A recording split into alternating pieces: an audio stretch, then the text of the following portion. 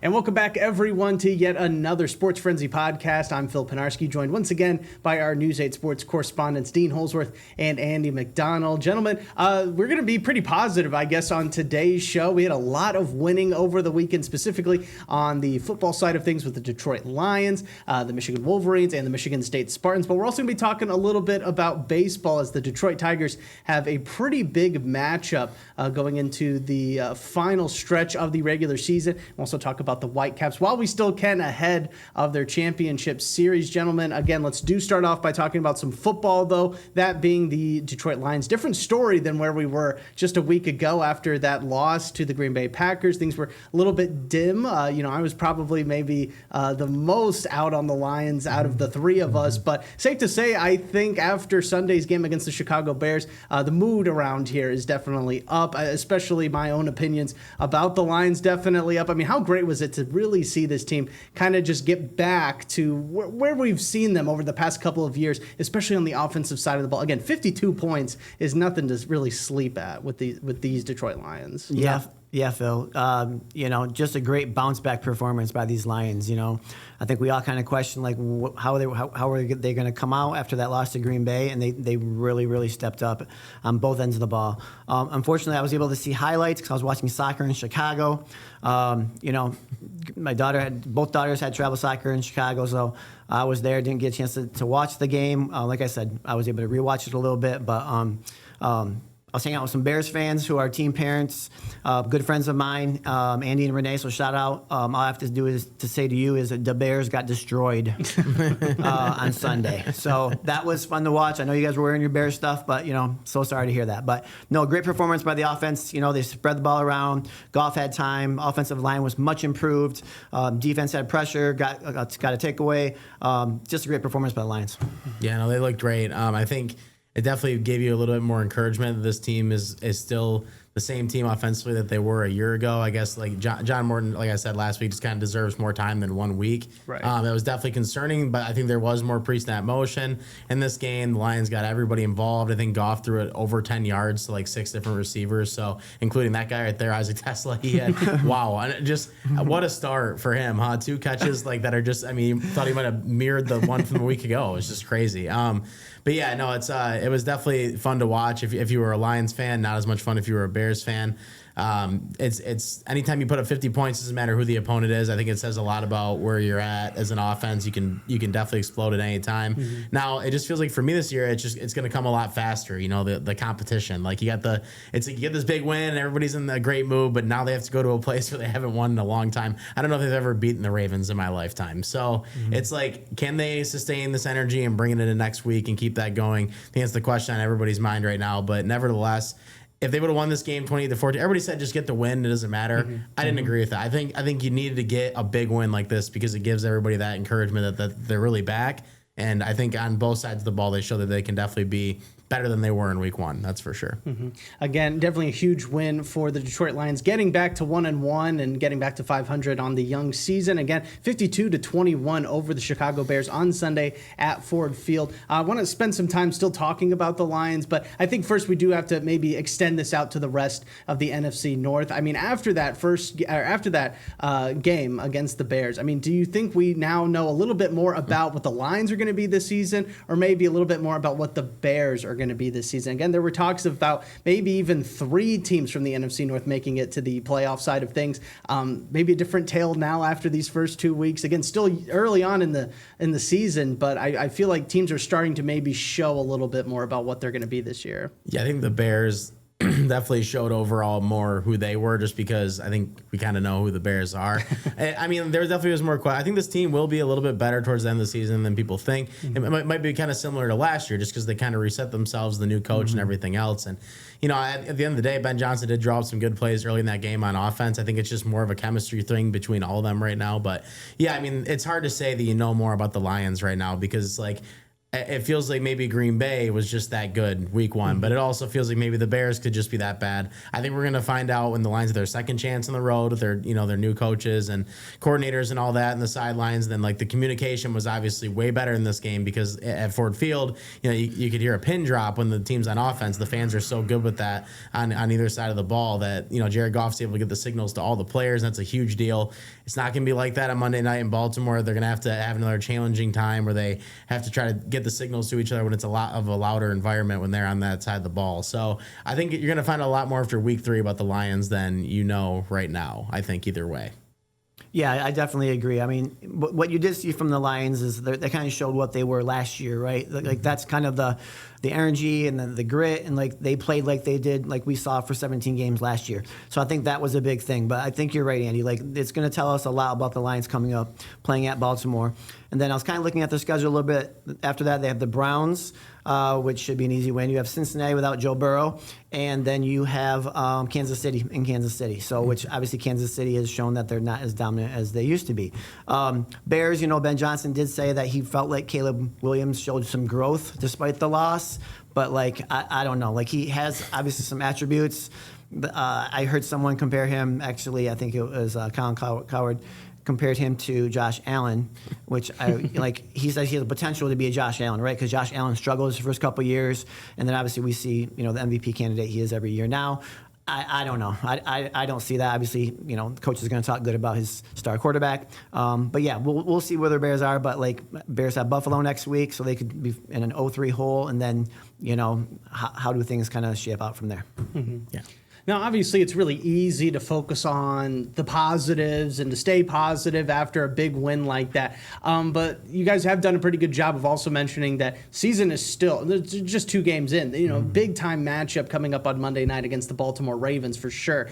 But any worries that stood out to you guys from that game, in particular against the Bears, or do you guys think that maybe it was hitting on all cylinders? I mean, anything in particular that really kind of, even from the Green Bay game and lasted into the Bears game, that just kind of giving you guys some cause for some worry this season? I think maybe defensively a little bit. Mm-hmm. There's obviously some drives that, Bears went right down the field and scored a couple drives. But I think for the most part, I mean, not so much as far as from that game. To me, it was a mindset, right? They just kind of got their swagger back in a sense. So, not so worried. Maybe the defense has to show up just a little bit. But obviously on the offensive side, when you put up over 500 yards, there's not much to complain about. Right. Yeah, no, for sure. I think the one thing, if there's anything that made me a little nervous or scared me, it's Marcus Davenport. He had an injury at one point in that game, and then he comes back and plays, and then he has another injury and doesn't come back. And when he talked to the media after, he kind of seemed like he didn't really know or wasn't as sure. Brian Branch also got hurt in that game late when he shouldn't have been in the game. That's when one of my critics of Dan Campbell, as good of a coach as he is, I kind of get upset sometimes when he leaves some of these starters in the game and there's like 5 minutes left and they're one of these blowout wins. I think this has got to be a sign for that to stop a little bit. But Branch said that it was just a cramp and he'll probably be fine, but Davenport didn't really give the same answer. It was kind of unsure. Mm-hmm. And this is the problem. They didn't go out and get a defensive end or anybody to, kind of back Hutchinson on the other side. Davenport showed what he can do in this game. He had a couple great tackles for loss and he got a sack when he did get injured that second time around. But if he's hurt, like he's been pretty much the last 3 years, I think he's played in 7 games before the season started over the last 3 years. Mm-hmm. That's going to be an issue because I don't know who's coming in to, fill those shoes because Marcus Davenport has a lot of talent. Seems like he could be great, but he's got to be on the field to show it. So that's probably my biggest problem right now would be him. Mm-hmm. But yeah. Now, again, big time matchup for your Detroit Lions. They're going to be taking on the Baltimore Ravens on Monday Night Football. It's going to be a great game on paper. I mean, if you don't have a stake in either side of this, I mean, it's going to be just an awesome game to watch for sure. As far as the Ravens go, though, we know it really is reliant on a really solid defense and 2 guys in particular on offense, Lamar Jackson and Derrick Henry. We've seen both guys kind of pop off this season, throwing the ball, running the ball. I mean, is there a way that if you were the Detroit Lions that maybe you would want to tackle that side of the ball? Is it maybe trying to just stop the run and let Lamar beat you through the air? Or is it maybe committing to more of a zone? I mean, anything in particular? How do you stop these guys, I guess, is really the big question that Detroit's going to be asking themselves leading up to Monday. I think everybody's kind of been asking that question for the last 2 years when it comes comes to Lamar Jackson. I mean, I don't care what anybody says. I've never seen another guy like him. I don't know who runs or gets away from people better than he does. Like he makes time in the pocket for himself. He is a good passer. He's proved he can get better at that over the last couple of years. So it's hard to say like you'd want to make him beat you, but I mean, the Bills, who are a very good defense, they show that they were better this past week than what they showed in week one. It's just the Ravens have such a good attack.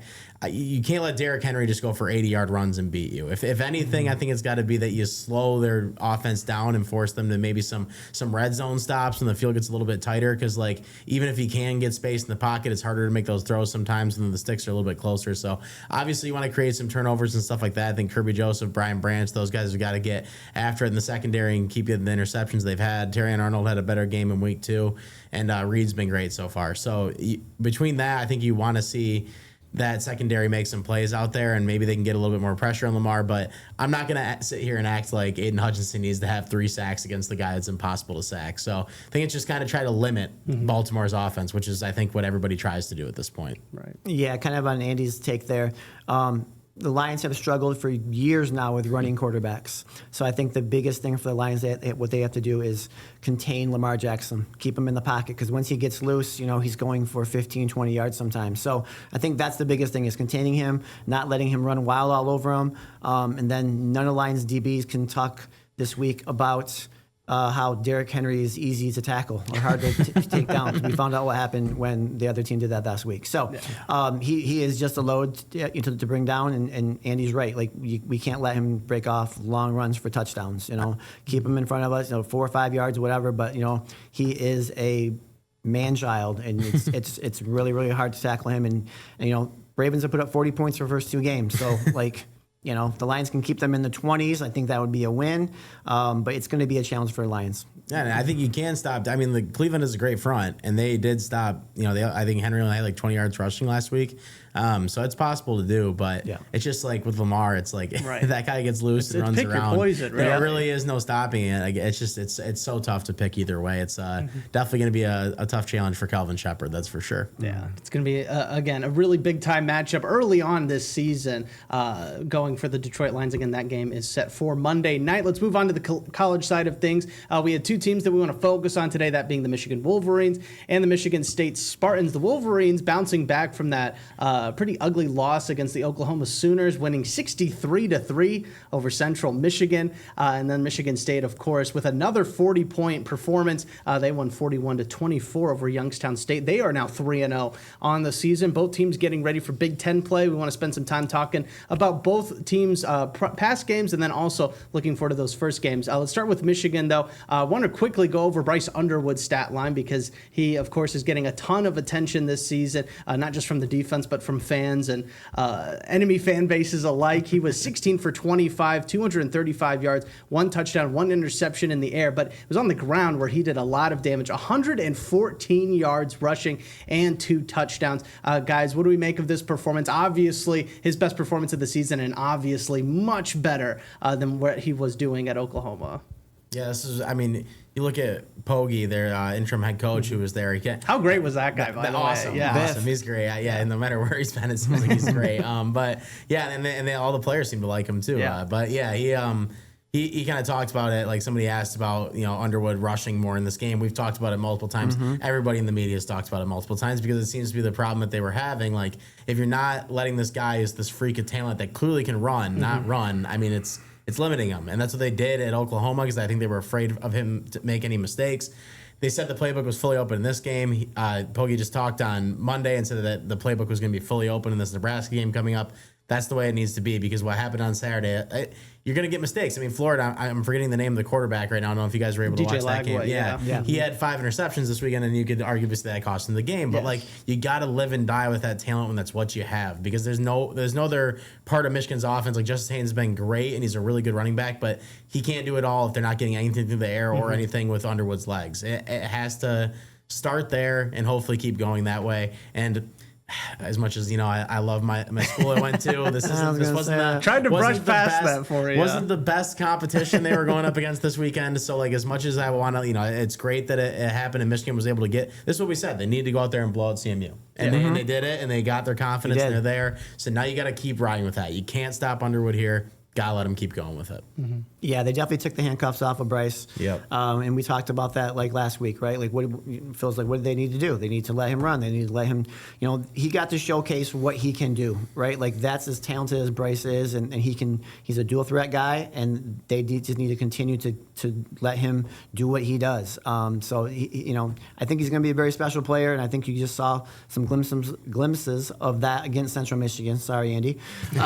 But yeah, I'm looking forward to this Nebraska game, to seeing him if he can follow that up with another really good performance. He's going to make mistakes. Yeah. I mean, you just got to let it happen. I don't think there's Yeah. any other question about it if you're Michigan right now. Right. And I think again, just from watching the game itself, I don't know how you can go back to trying to keep him contained or, trying to limit the playbook and ease him into this offense. It's clear to me that he's got the talent to carry this offense. And the schedule does appear to be a little bit more favorable for them too, kind of leading up to that Ohio State game. We could potentially see them being a one-loss team going into that game, and then all bets are off against Ohio State at home in that one. Let's move on to Michigan State just a little bit now. Aiden Childs, another great performance. Just wanted to go over some of his stats as well. He is 12 percentage points higher as far as completion percentage this year compared to where he was last year. So already a ginormous improvement. He already has half as many touchdowns that he's thrown that he did last year already just through those first 3 games. Is he finally hitting that spot where many of us kind of expected to be, and also Michigan Spartan fans really hope to see. Again, these Spartans are 3-0 to start the year. Yeah, he's doing what was kind of expected of him, right? Like that was the growth and maturity that we thought we would see in him. And through the first 3 games, he's kind of done that, I think they maybe should have won by a little bit more. I think Youngstown State did kind of not necessarily hang around, but it was never obviously in jeopardy of losing. But maybe it should have been a wider spread. I don't know. But like as far as he goes, he did a really nice job, and he continues to kind of, like I said, show that growth and maturity that Spartan fans have been looking for this year. But it's crazy because if you look at like the stuff coming out of East Lansing right now, you still think this is like they're basically saying fire the coach, and they're not happy, and it's crazy. But they're 3-0. Like this team won how many games last year? Like I think they should be happy with the start regardless of what they're getting from their quarterback. But I think this is going to be it this weekend. Like going to USC on the road, they're 16.5, 17.5. I think the line's been switching between that point underdogs going into this game this weekend. Obviously, it starts at it's crazy. 11, line, right? I did not think it was that much. Yeah, No, I didn't think it was that much either. It is nuts. Like the line is pretty crazy. I went and looked at it today, and it's 11 o'clock start exactly. That's another thing that's going to get thrown at them, like with just the time change and this crazy thing that we have going on with these teams in the Big Ten. But they're going out there to play this game, and I think when you're playing at a place like that, USC's been rolling. Their quarterback's been playing great so far this year. I think this is a chance for them to really win over the Michigan State fans, a chance for Smith to win over the Michigan State fans. This is it for them this weekend. If they can go out and win this game, I think it's going to set them in the right direction. Like people were so excited about that Boston College win, and that's fair because last year they lost that game, but that feels like a game in year 2 you're supposed to win. Big Ten schools are supposed to be Boston College. That's what's supposed to happen. USC is a program that's a tough one to beat no matter where they're at, and they are ranked in the top 25 right now coming in this week. So this would be a big one for them to get in their resume and for Aiden to get on his resume and everything else. So we'll see what they can do. Right. And also worth noting that all 3 of Michigan State wins have been at home. So this will be not only the first actual test of the season, but also the first road test of the season for the Spartans. So definitely want to pay attention to that game. I got to say something. Do you guys hate probably. Do you guys hate the 11 o'clock start? Being here? Well, yeah. Especially I'm a night owl, so I love it. Yeah. It is a Saturday into a Sunday, right? Yeah, but exactly. Our bar's going to close at 2 a.m. in East Lansing. No, probably going to be obviously be on longer. But for sure. That's tough. I think I like the idea of it on paper just because, most of the time those 11 o'clock kickoffs are Hawaii, far Mountain West teams. They're usually not that great of games. So if you're hoping, at least as much as I am, that this is going to be a good game, what better way to really end off Saturday and get you started for Sunday? Yeah, exactly. It's kind of nice. It's the one time I welcome that, I guess. Now, granted, I'm not a diehard of Michigan State. I'm not going to watch. I don't need to watch it. But if it's a good game, there's a good chance I'll be awake. Yeah, so I'll definitely be watching. If Well, that kind of begs the question. We need to watch it. Yeah, for sure. Oh, I'm yeah. down. I'm down. Yeah. Well, that kind of begs the question now, though, of just which of these teams, the Wolverines and the Spartans, I mean, who's got a bigger game this coming Saturday?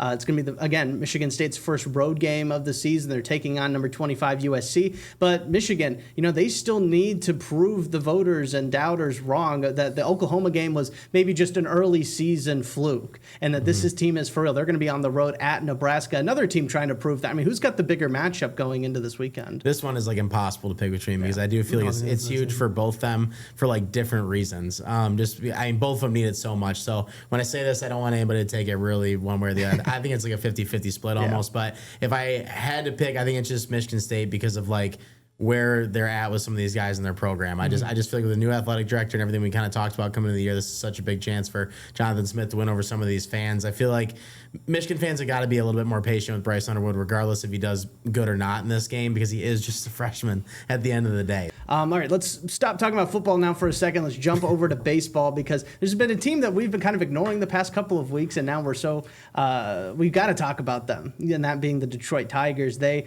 currently have a 6.5 game lead over the Cleveland Guardians as of the time that we're recording this, and they've got 2 3-game series left with them in their final 12 games of the year. So really, those games are going to be so vital, so important. It gets going later on Tuesday night. Again, haven't really spent a lot of time in recent weeks talking about them. They currently sit at 85 and 65. Again, those 12 games left. How big are these? I mean, I don't think we can overestimate or overstate just how big these series are. But again, specifically with this first one that kicks off on Tuesday night, I mean, they need to really get their act together, not just to clinch the AFC Central, but again, get ready for the postseason that is just really a couple weeks away. Yeah, to me, this is a playoff series. Yes. And I've been a little nauseous because the Tigers have been on such a roller coaster ride. Right. It's been up and down. They play well, then they stumble, and so it's been so inconsistent lately that these are the 3 games they can clinch the division this week. Mm-hmm. If they sweep, they win the division. Yep. So yeah, like I said, playoff series. You're at home. Just so important to get these wins or even win 2 out of 3 because you don't want to go have the last couple of weeks when you only have like a 2-3 game lead. Now every single game is important, just like last year was. You don't want that. You want a little bit of comfort.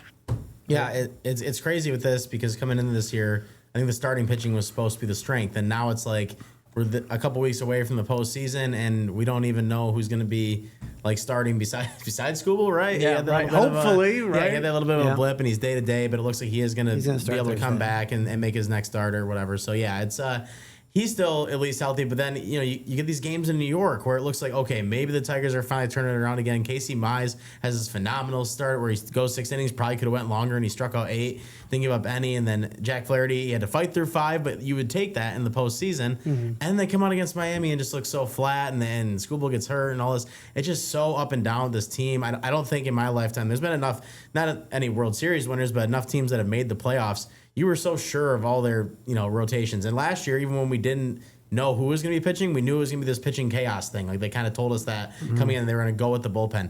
Nobody knows what's going to happen, and we're this close, and this team is second in the AL. It's just one of the weirdest ends to the season, since the All-Star break, that I can ever think of, and it's so hard to predict what's going to happen with this team. But yeah, I mean, if you want it, go improve it. They're playing at home right now against Cleveland. Cleveland is just that thorn in their side that no matter what comes back and is there every year, even when they're not supposed to be, and they're finding a way to do it again. If you're the Tigers, you got to shut them out right here. You got to sweep this series and just end it, in my opinion. Mm-hmm. Because you touched on it. I mean, Cleveland is probably the last team that we wanted to be in this situation with, watching the Tigers having to face them off not once but twice. Exactly. They're like a bad rash. Yeah, exactly. But I mean, we all, or Andy, you kind of touched on it too, but Dean, you also mentioned it, that you want to just get this first series swept and out of the way, and there's kind of coast into the postseason.